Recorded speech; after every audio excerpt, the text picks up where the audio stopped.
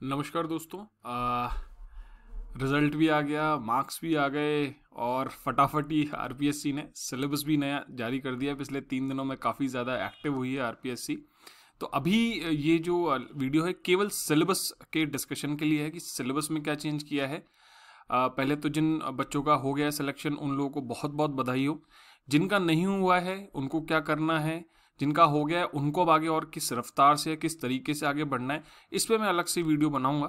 अलग से डेफिनेटली एक अलग से, और बच्चों की डिमांड भी है कि फाउंडेशन किस तरीके से क्या, उन सब पे अपन बनाएंगे वीडियो। लेकिन पहली प्रायोरिटी मेरा ये था कि आज अब ये जो सिलेबस आया है इसकी थोड़ी सी चर्चा कर लेते। थोड़ी चर्चा है और जैसे कि आप जानते हो मैं 10 मिनट से ज़्यादा का वीडियो होनी, तो ये 10 से 12 मिनट का वीडियो को पहले ये समझना जरूरी है कि आरपीएससी ने अप्रोच क्या रखी है। सिलेबस चेंज किया है तो कह रहे हैं चेंज हुआ है नहीं हुआ है, वो सारी चीज़ें बताऊंगा। ये पेज है, पहला पेज है, कुछ खास डिफरेंस नहीं आया है, कोई खास डिफरेंस नहीं है। 4 पेपर हैं, 3 घंटे है और ये चीज़ें तो पॉलिसी की हैं, इस पर चर्चा नहीं करेंगे। बट ये देखो यहाँ ये टर्म ध्यान रखो हमेशा, 4 प्रश्न वर्णनात्मक और विश्लेषणात्मक होंगे, एनालिटिकल भी होंगे और आपको एक्सप्रेशन भी करना होगा, वर्णन भी करना होगा, डिटेल भी करनी होगी उसकी, ठीक है। और संक्षिप्त, मध्यम, दीर्घ, इसका मतलब तीनों 2 मार्क्स, 5 मार्क्स और 10 मार्क्स की कैटेगरी जो है वो रखे जाएंगे, कंटिन्यू किए जाएंगे। बाकी स्कीम और भी दे दी जाती है, स्कीम बाद में दे दी जाएगी जहाँ तक मुझे लगता है। और इसके साथ साथ क्या है, सामान्य हिंदी और सामान्य इंग्लिश का स्तरमान सीनियर सेकेंडरी स्तर का होगा, तो ये समझना ज़रूरी है। 12th लेवल का होगा इंग्लिश एंड हिंदी का जो नॉलेज है।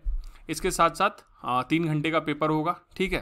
अब शुरू करते हैं अपन सिलेबस में। तो हिस्ट्री का सिलेबस अगर मैं देखता हूँ, कोई खास डिफरेंस, खास छोड़ो, कोई डिफरेंस ही नहीं है। यहाँ प्रागैतिहासिक काल से 18वीं शताब्दी के अवसान तक राजस्थान के इतिहास के प्रमुख युगांतरकारी घटनाएं लिखा है। यहाँ लिखा है इतिहास के प्रमुख सोपान, बात वही है। सोपान वही होता है जब युग में या फिर कुछ युगांतरकारी घटना होती है, वही सोपान होता है, उसी में सोपान कन्वर्जन होता है। तो ये टॉपिक एज इट इज है। महत्वपूर्ण राजवंश, उनकी प्रशासनिक राजस्व व्यवस्था, महत्वपूर्ण राजवंश की प्रशासनिक और राजस्व व्यवस्था सेम है। 19वीं 20वीं ये भी एज इट इज है। किसान जनजातीय आंदोलन, राजनीतिक जागृति, स्वतंत्रता संग्राम और एकीकरण सेम है, ठीक। राजस्थान की धरोहर का जो टॉपिक है उसमें थोड़ा सा बड़ा कर दिया, बड़ा मतलब खोल दिया है और कुछ नहीं है, सेम सेम बिल्कुल सेम है। महत्वपूर्ण कृतियां, राजस्थान की बोलियां, ये भी सेम है। संत लोक देवता, महत्वपूर्ण विभूतियां, संत लोक देवता, महत्वपूर्ण विभूतियां सेम। यहां पर सब कुछ सेम है। इंडिया की हिस्ट्री और आर्ट एंड कल्चर है वो भी सेम है। आप ही देख लो, सिंधु घाटी से ब्रिटिश काल, सिंधु घाटी से ब्रिटिश काल, और बाकी सब चीजें art and culture he included है। नेक्स्ट, प्राचीन मध्यकालीन भारत में धार्मिक आंदोलन, धर्म दर्शन सेम है। 19वीं शताब्दी से प्रारंभ 1965, 19वीं शताब्दी से प्रारंभ 1965 तक सेम। भारत का राष्ट्रीय आंदोलन ये भी सेम है। 19वीं 20वीं शताब्दी में सोशियो और रिलीजियस रिफॉर्म जो मूवमेंट्स थे उनकी बात है, वो भी सेम है। स्वतंत्रता के बाद में सेम टॉपिक है, सेम टॉपिक है। आधुनिक विश्व का जो इतिहास है 1920वीं, ये भी चारों टॉपिक, विश्व युद्धों का प्रभाव, एशिया अफ्रीका में साम्राज्यवाद, उपनिवेशवाद, अमेरिकी स्वतंत्रता संग्राम, और ये बिल्कुल सेम है। तो हिस्ट्री में there is no change overall. ये चीज समझ गए आप लोग, there is no change at all. अब बात आती है इकोनॉमिक्स। इकोनॉमिक्स का जो सिलेबस है थोड़ा बड़ा कर दिया है, और एक्चुअली मैं बताऊं यूपीएससी से कुछ चीजें उन्होंने उठा ली हैं, इसको मैं ऐसे कहता हूं। जैसे ये जो खाद्य प्रसंस्करण क्षेत्र और खाद्य प्रबंधन साफ साफ लिखा हुआ है, ये सीधे सीधे यूपीएससी का एक टॉपिक है। यूपीएससी के GS3 अगर आप देखोगे तो उसमें लिखा हुआ है फूड प्रोसेसिंग इंडस्ट्री और उससे रिलेटेड चीजें। और एग्रीकल्चर से आप ये देखो, यहां पर क्या किया उन्होंने, एग्रीकल्चर, इंडस्ट्री और सर्विस, वर्तमान स्थिति, मुद्दे एवं पहल। एक्चुअली उन्होंने ये जो 3 पॉइंट है ना, इसी को यहां खोल के लिख दिया है। एग्रीकल्चर में खोल के लिख दिया वृद्धि उत्पादकता की प्रवृत्तियां, food processing industry, food management या एग्रीकल्चर मैनेजमेंट, और सुधार और चुनौतियां। तो ये इसका वाला पार्ट है। नेक्स्ट अगर इंडस्ट्री की बात करूं तो इंडस्ट्री में भी इन्होंने ये किया है, ठीक है। और थोड़ा सा आप ये देखो, स्फीति और कीमतें और मांग, ये प्री वाला सेक्शन है। प्री में आपने मांग और पूर्ति प्रबंधन की कुछ चीजें पढ़ी होगी, डिमांड एंड सप्लाई का कॉन्सेप्ट जो होता है वो इन्होंने यहाँ पे ऐड कर दिया। एक अच्छी चीज इन्होंने की कि नवीनतम वित्त आयोग लिखा है इन्होंने, नहीं तो यहाँ 12वां वित्त आयोग था 2018 में, और चल उस समय कौन सा था आप सब लोगों को मालूम है, ठीक है। तो एटलीस्ट इस चीज पे थोड़ा सा इन्होंने ध्यान दिया कि इस तरीके के हम स्टेटमेंट लिख देते हैं तो it is very tough to understand, क्योंकि 12वां वित्त आयोग 2010 या उससे पहले के आसपास चल रहा था मेरे ख्याल से। खैर, राजकोषीय उत्तरा, ये FRBM एक्ट से रिलेटेड चीजें हैं, राजकोषीय सुधार है। तो ये सेम टॉपिक है, यहाँ पे आप ये देख लेना, ठीक है, वर्तमान की राजकोषीय नीति में सारी चीजें अपने आप आ जाती है, बजट प्रवृत्ति और राजकोषीय नीति में टॉपिक इंक्लूड हो जाता है। आर्थिक गतिविधियों सरकार की भूमिका, तो ये भी निजी सार्वजनिक मेरिट वस्तुएं, ये थोड़ा सा टॉपिक स्पेसिफिक कर दिया इन्होंने, मेरिट वस्तुएं term they the, merit and demerit जो गुड्स होती हैं उनके एक अलग कॉन्सेप्ट होता है, तो ये चीज ऐड की उन्होंने। साथ साथ सामाजिक क्षेत्र जो है उसको अलग से स्पेसिफिकली लिखा हो। बाकी यहाँ गरीबी उन्मूलन योजनाएं जो हैं वो ही घूम फिर के गरीबी, बेरोजगारी और असमानता, गरीबी उन्मूलन योजनाएं तीनों चीजों को ही फोकस करती है। तो अल्टीमेटली चीज तो वही है, बट स्वास्थ्य सेवा और शिक्षा नीति अलग से लिखी है। लेटेस्ट जो पॉलिसी, एजुकेशन पॉलिसी 2019 की है, हेल्थ पॉलिसी 2017 की है, ये सारी आई हुई है पॉलिसीज, उनको थोड़ा सा पढ़ना पड़ेगा आपको, ठीक है। तो इकोनॉमिक्स का सिलेबस थोड़ा उन्होंने ब्रॉड कर दिया है, ब्रॉड मतलब स्पष्ट कर दिया है, मैं उसको स्पष्ट कहता हूँ क्योंकि पहली लाइन को ही इन्होंने ये दो डिटेल करके लिखा है, ठीक है। तो ज़्यादा कंफ्यूज होने की जरूरत नहीं है, लेकिन हाँ आपको थोड़े पर्टिकुलर टॉपिक खाद्य प्रसंस्करण जो है अच्छे से पढ़ना पड़ेगा, क्योंकि इस पर डेफिनेटली क्वेश्चन बनने के बहुत ज़्यादा चांस है, ठीक है। ये मान के चलना कि फूड और Rajasthan, because it's a sunrise industry, और राजस्थान में भी काफ़ी ज़्यादा पॉसिबिलिटी है, इसलिए इस पे क्वेश्चन काफ़ी ज़्यादा चांसेस है मेंस में बनने के। खैर, वैश्विक अर्थव्यवस्था की बात करूं, सेम टॉपिक है, एज इट इज सेम है, कोई डिफरेंस नहीं है, पहला टॉपिक सेम देख ही सकते हो। और सतत विकास, जलवायु परिवर्तन, विकासशील उभरते, ये जो टॉपिक है इसमें थोड़ा सा यहाँ पे डिफरेंस है। और ये जो लास्ट है, वैश्विक परिदृश्य में भारत, तो इन्होंने क्या किया है, इन दोनों को मिला के ही घूम फिर के ये सतत विकास एवं जलवायु परिवर्तन इकोनॉमिक्स में डाल दिया इन्होंने।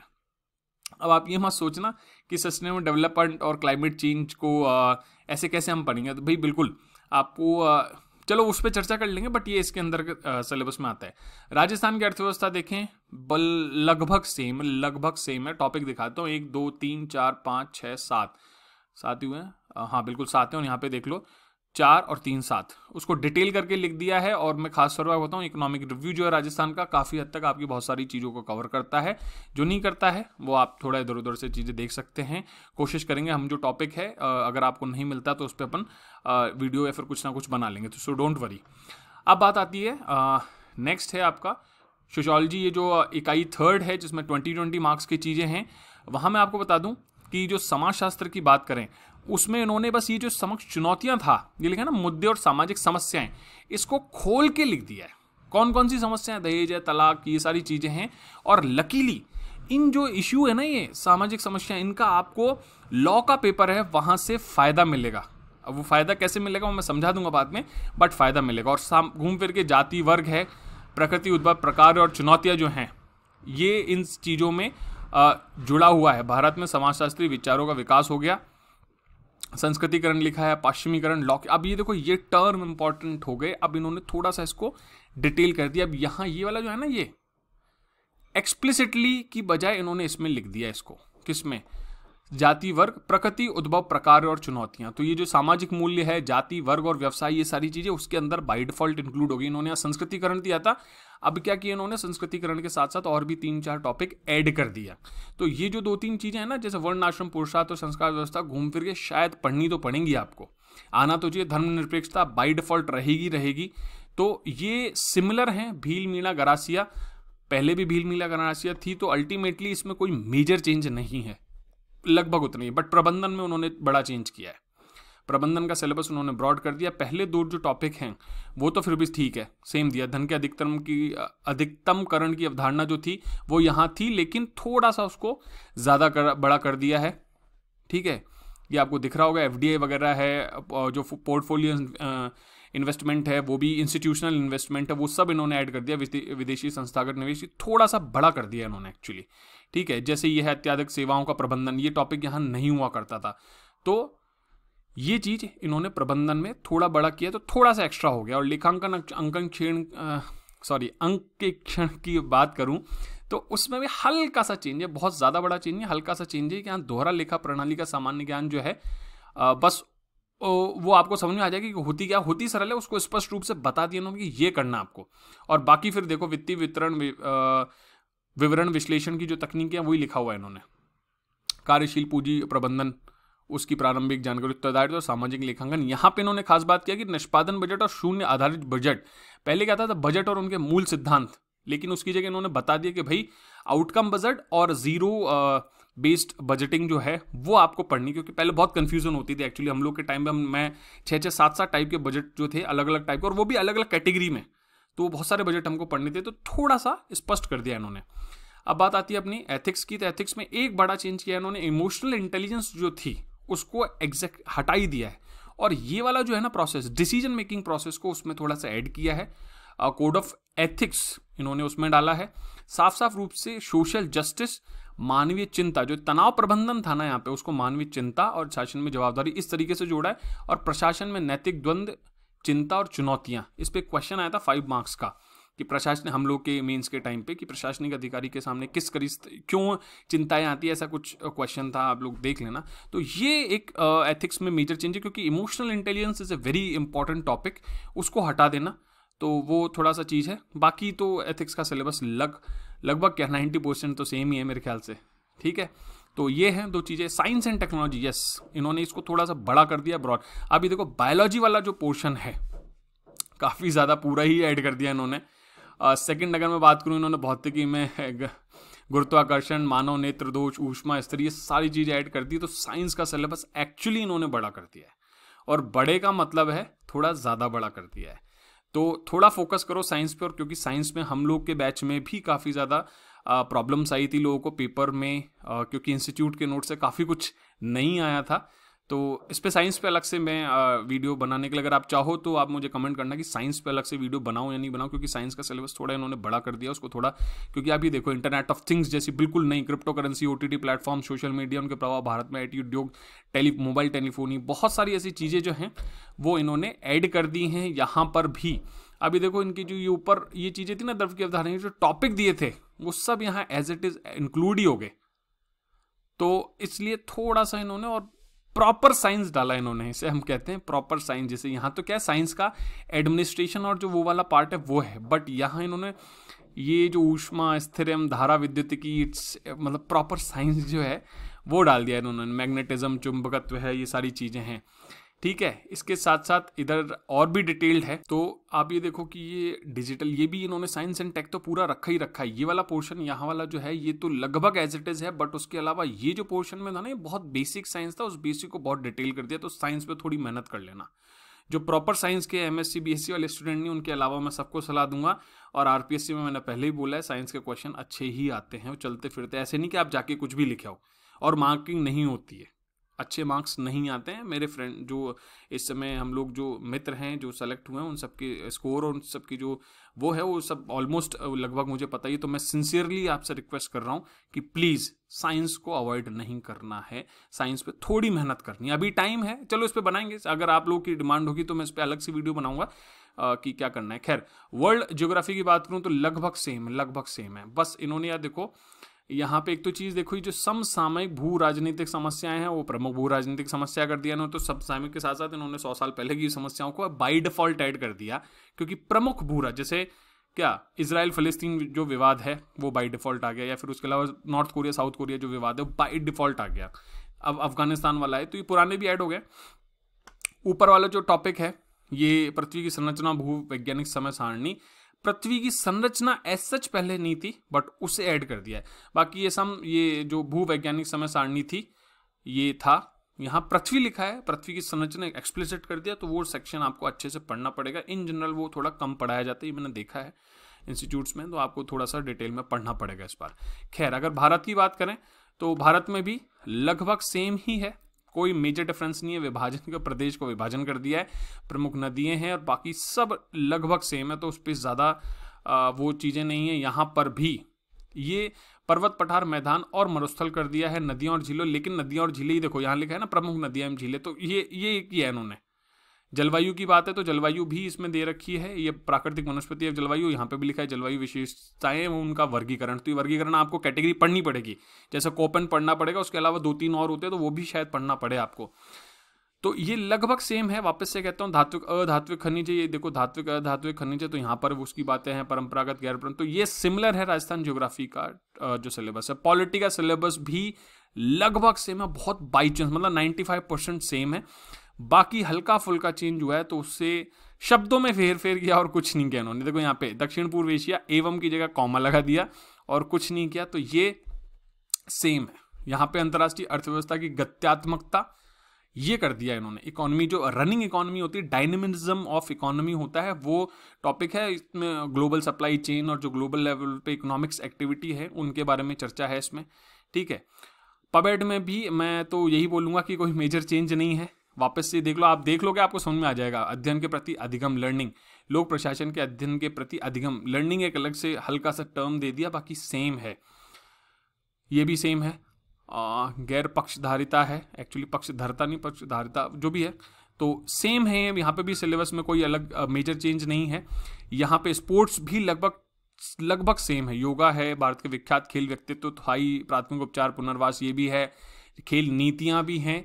और ये स्पोर्ट्स को थोड़ा सा इन्होंने एशियन, कॉमनवेल्थ, ओलंपिक ये अलग से लिख दिया, ठीक है, और पैरालंपिक, तो ये 2 टर्म ऐड कर दिए इन्होंने, तो इसको थोड़ा सा पढ़ना पड़ेगा। बिहेवियर में भी आध्यात्मिक बुद्धि ऐड कर दिया है, हार्वर्ड गार्डनर का नाम हटा दिया, बट अल्टीमेटली पढ़ना पड़ेगा आपको।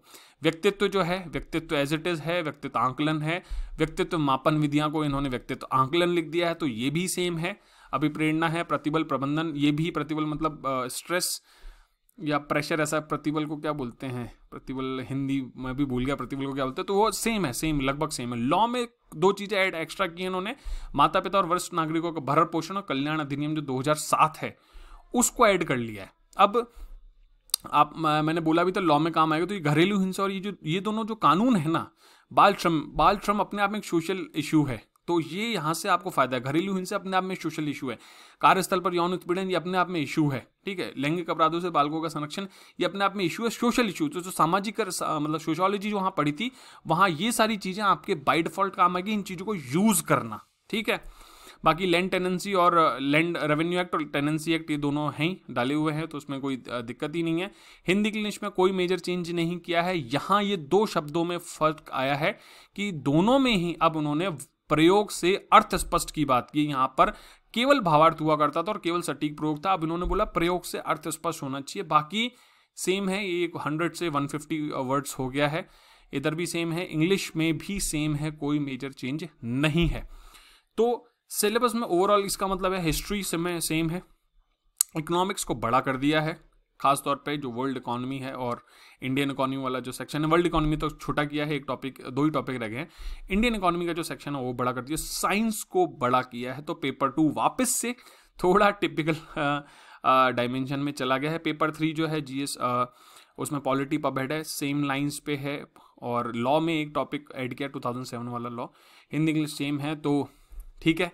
ये तो हो गया सिलेबस का डिस्कशन। अब नेक्स्ट वीडियो बनाते हैं कैसे क्या करना है, और उनके लिए कि जिनका नहीं हुआ है उनके लिए भी बनाएंगे, और जिनका हो गया उन्हें क्या करना, थोड़ा सा स्ट्रेटेजी में चेंज करना पड़ेगा, क्योंकि टाइम अगर थोड़ा कम है तो आपको ये सिलेबस थोड़ा लेंदी पड़ेगा। And even institutes are also not ready for such syllabus and things have change a lot. Economics and science they are both dynamic subjects, मतलब गत्यात्मक हैं, तो परिवर्तित होते रहते हैं। चलो ठीक है, bye bye, take care, next video में बात करते हैं। जय हिंद, जय भारत।